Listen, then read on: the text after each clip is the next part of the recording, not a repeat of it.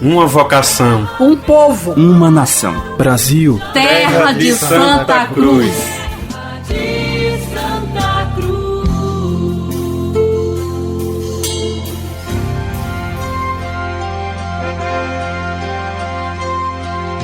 Vitória, tu reinarás, ó cruz, tu nos salvarás. A Rádio Voz do Coração Imaculado apresenta Brasil, terra de Santa Cruz, com a participação especial do professor Evandro Faustino. Brilhando sobre o mundo. Caros amigos da Rádio Imaculado Coração de Maria, bom dia.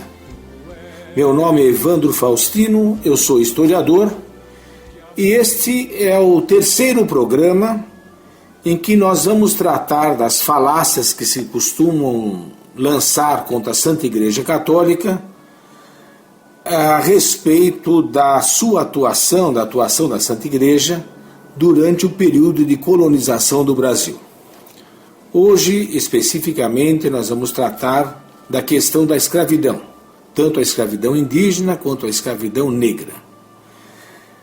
Em primeiro lugar, antes de falar da atuação da Igreja, vamos tentar entender um pouco qual era a situação comum em todos os países do mundo, como se tratava a escravidão nessa época, nos idos do século XVI, tanto na Europa, quanto na Ásia, quanto em todo o mundo.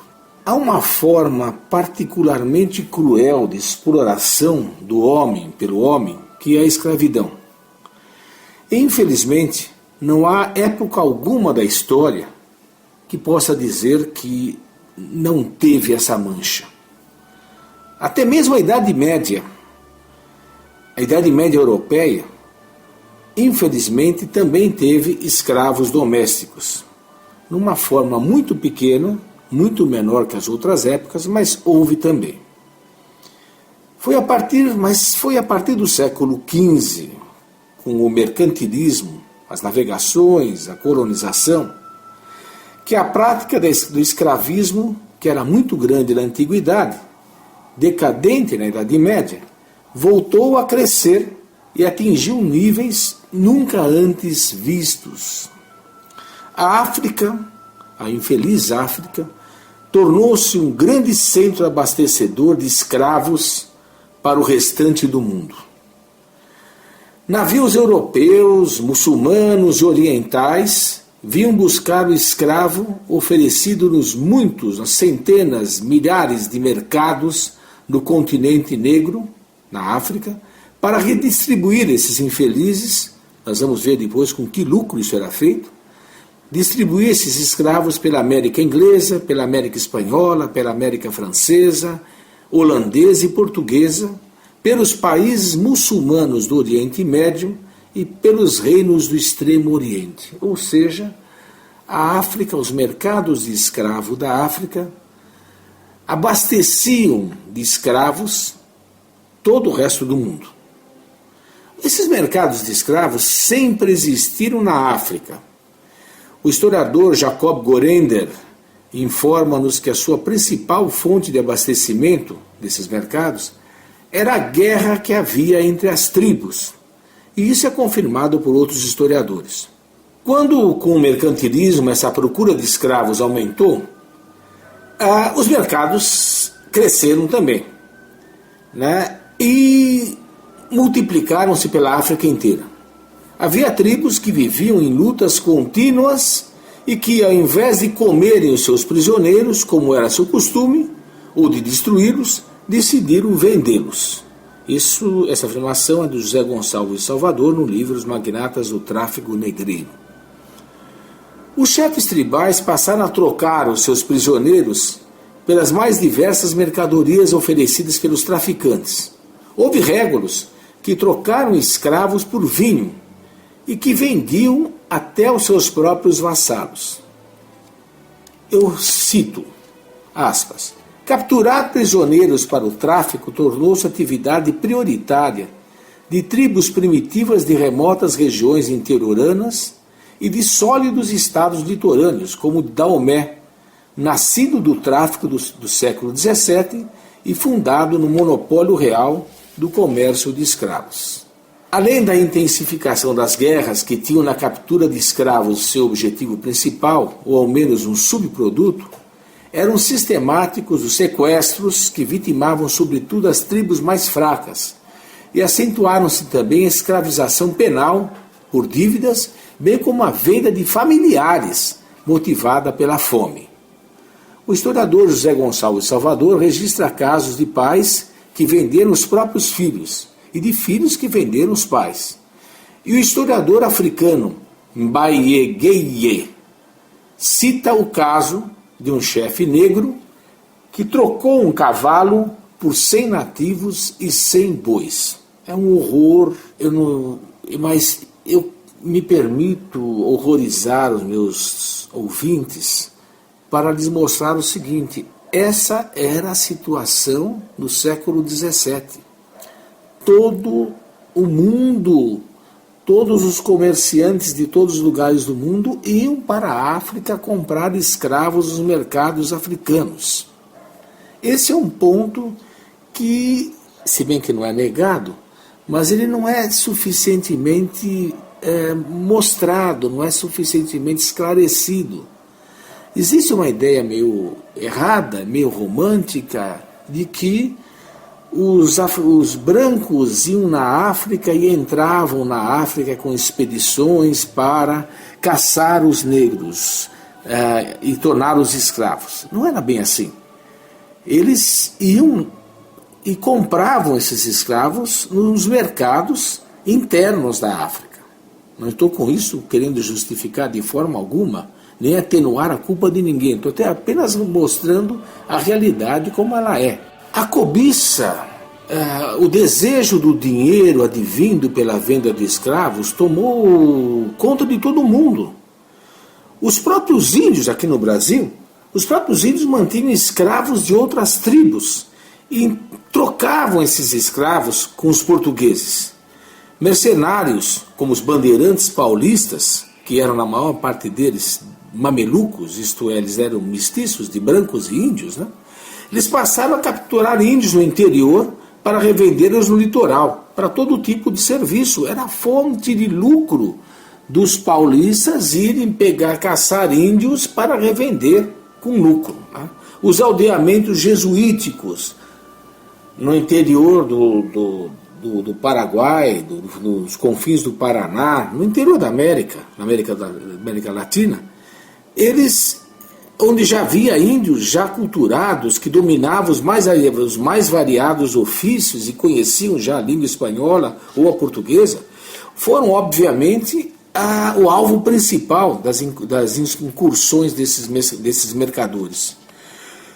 Outros índios decidiram participar também desse comércio e passaram a vender seus inimigos capturados, vendê-los aos brancos em troca de um machado ou de uma foice.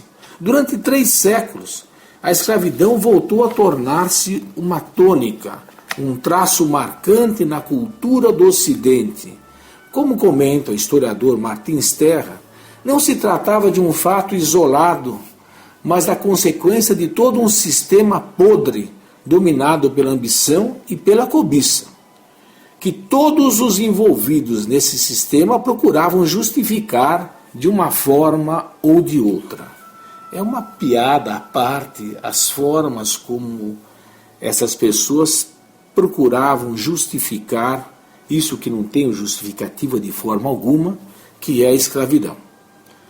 Um dos argumentos, mais suave assim, dizia: a escravidão é um mal, mas um mal necessário.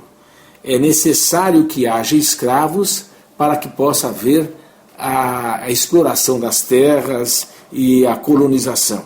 Outro argumento foi de que a escravidão era uma condição natural de alguns homens. O direito romano, o famoso direito romano, pensava assim.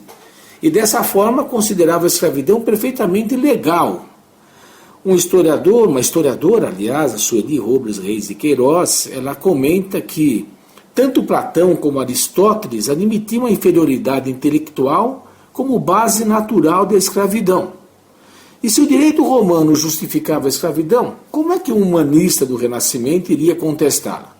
Para os homens da época, não era justo atacar uma instituição aprovada pelos ilustres autores da antiguidade que eles tanto admiravam. Argumentou-se também bastante que a evidente inferioridade racial dos negros e dos índios justificaria por si só a escravidão.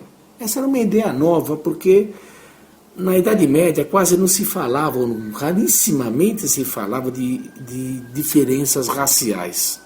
O preconceito de raça praticamente não existia antes do século XV.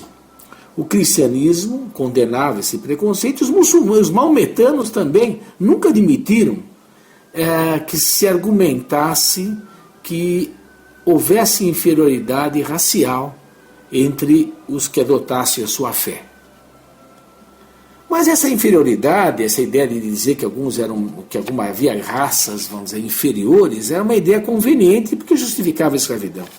E o historiador Sérgio Buarque de Holanda comenta que era um conceito generalizado no século XVI, que os homens naturais dos trópicos índios ou negros fossem por isso mesmo degenerados ou inferiores.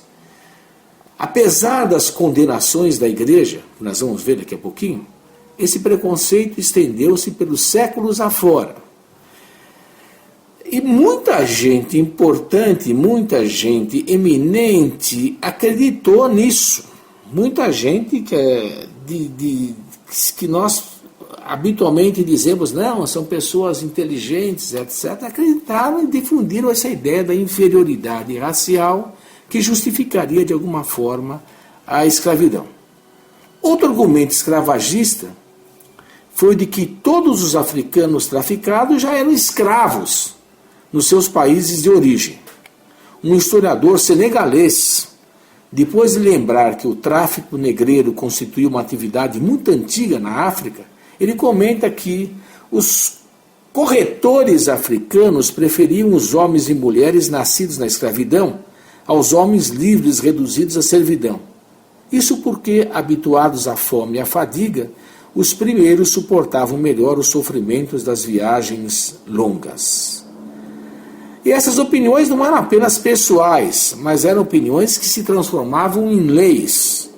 Nos séculos XVII e XVIII, séculos de Luís XIV e de Voltaire, em vésperas da Revolução Francesa, e mesmo depois da Revolução Francesa, toda a Europa se entregou ao tráfico de negros. A Revolução Francesa aboliu a escravidão só no papel, na que não tiveram efeito prático nenhum. O Código Civil de Napoleão, modelo para tantos outros códigos da América, restabeleceu oficialmente a escravidão nas colônias. Pouco antes da Inconfidência, o Marquês de Pombal aboliu a escravidão dos índios do Brasil, mas por interesses econômicos manteve a escravidão negra.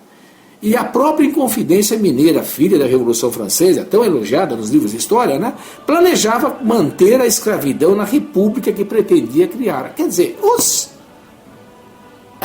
inconfidentes, os heróis inconfidentes, eram a favor da escravidão também. E quem lucrava com todo esse comércio? Todos os historiadores que tratam do assunto ressaltam que um dos principais motivos de se procurar por todas as formas justificar a escravidão eram os enormes lucros que o tráfico de escravos gerava para seus organizadores.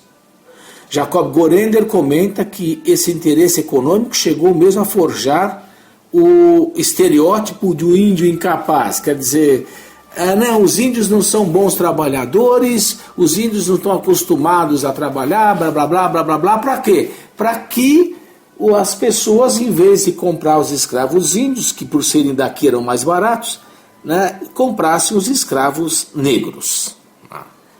E o que gerava lucros tão grandes? O próprio Gorender explica que era o fato